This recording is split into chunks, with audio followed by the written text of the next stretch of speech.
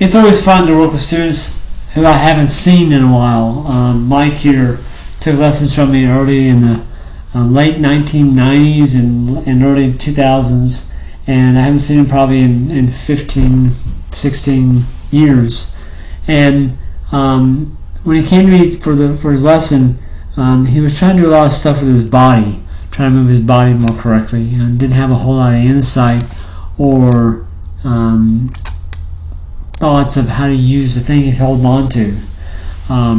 He had what I kind of call a straight line golf swing on the way back. So he kind of went straight up and then straight down, kind of retraced the same way it went back. And so he had some issues, obviously, with ball flight. Had a lot of pulls, a lot of pull cuts, but very much of an up and down golf swing. Most of the time I see golfers take away to the inside of that plane lawn, but Mike was just the opposite. He kind of went way above it. Club got laid off at the top, came down outside in. So trying to do a lot of stuff with his body, wasn't doing anything about the golf club. So I kind of did a little work on his posture, got that a lot better. Did a little work on his grip to help his wrist hinge a little bit better, so he keeps seeing the club more around him. And even though the club does go too much to the inside there, that doesn't bother me at all because the club's going more around. The club's not laid off at the top, which allows the club to come down more from the inside on the way down, and you can find more of the back of the golf ball.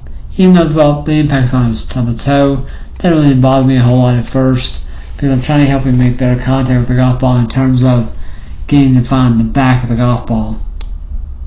The reason why it's on the toe is he put a lot of golf balls on the toe to address, and that was because in his swing the club was way beyond the target line on the way down. He was actually hitting a lot of shanks before.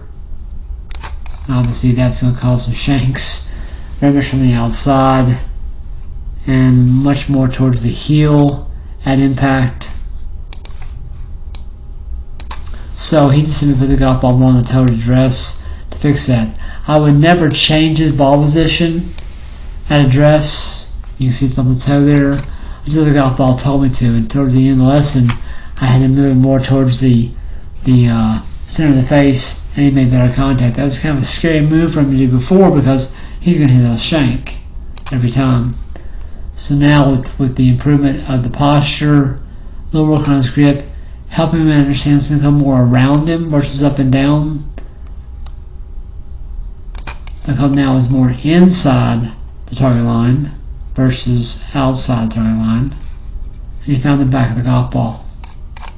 Obviously the ball flight's better, more going where he's actually aimed versus fat and way left.